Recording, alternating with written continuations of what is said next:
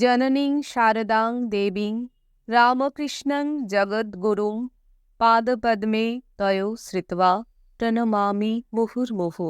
ঠাকুর মা স্বামীজির চরণে আভূমিলুণ্ঠিত প্রণাম জানিয়ে আজ আমি শ্রী মোহিনীমোহন মুখোপাধ্যায়ের লেখার থেকে কিছুটা অংশ আপনাদের সামনে তুলে ধরছি।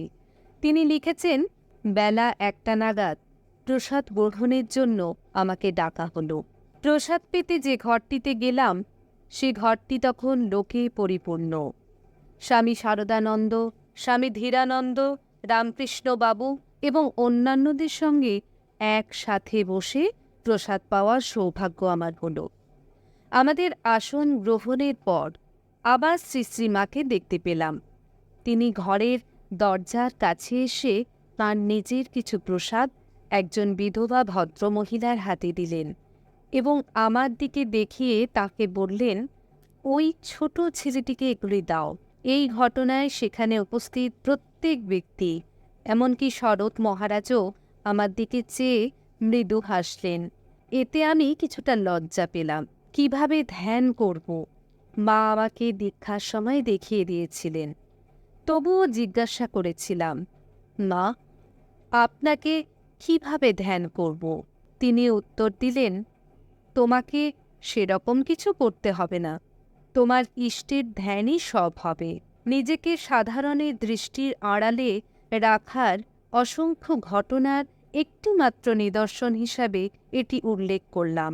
সেদিন বিকালে মায়ের বাড়ি থেকে ফিরে আসার আগে আবার তাঁর দর্শন পেলাম। আমি জিজ্ঞাসা করলাম, মা, আপনি বলেছেন মন্ত্রটি সকালে এবং সন্ধ্যায় অন্তত 108 বার করে জপ করতে, এছাড়া অন্য সময়েও যতটা পারি করতে। আমি কি যে কোনো জায়গায় জপ করতে পারি? মা বললেন, হ্যাঁ বাবা, তোমার যেখানে খুশি করতে পারো। আমি আবার তাকে জিজ্ঞাসা করলাম, খাওয়ার সময় বা কোনো অপরিষ্কার স্থানেও কি জপ করতে পারি? মা খুব জোর দিয়ে বললেন, হ্যাঁ হ্যাঁ, অপরিষ্কার স্থানেও করতে পারো। ওসব নিয়ে তোমার কিছু চিন্তা করতে হবে না বাবা। তিনি আমার মাথার ওপর হাত রাখলেন এবং চোখ বন্ধ করে কয়েক মিনিট নীরব রইলেন। এরপর তিনি আমার চিবুকে হাত দিয়ে আদর করলেন। যখন আমি চলে আসছি তখন বললেন, আবার এসো বাবা। কথাগুলি সাধারণভাবেই বলা। অন্য কারো কাছে এই কথাগুলির প্রভাব হয়তো সামান্যই, কিন্তু আমার কাছে তা সকল প্রেরণার উৎস। জীবনের কঠিন উত্থান পতনের এই কথাগুলি আমাকে উজ্জীবিত রাখে। যে আশ্বাস তিনি আমাকে দিয়েছিলেন তা আমার কাছে পরম নিশ্চিন্ততা এবং বিপুল সাহসের উৎস।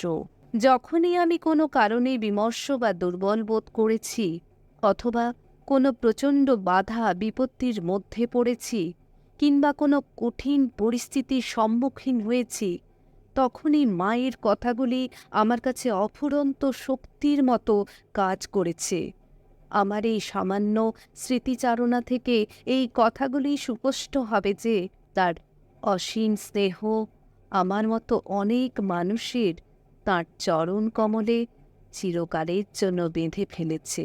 আমার ব্যক্তিগত অভিজ্ঞতা বলে পবিত্রতা, একনিষ্ঠতা, আন্তরিক ভক্তি এবং অভীষ্ট লাভ করার তীব্র ইচ্ছা, এই সকল গুণ মাকে সবচেয়ে সন্তুষ্ট করত। জয় মা। আজ আমি আমার মতন করে শুক্তো রান্না করলাম, নিবেদন করলাম ঠাকুর মা স্বামীজিকে। আপনাদের মূল্যবান মতামত নিশ্চয়ই লিখে জানাবেন। সবাই ভালো থাকবেন, সুস্থ থাকবেন। জয় ঠাকুর, জয় মা, জয় স্বামীজি।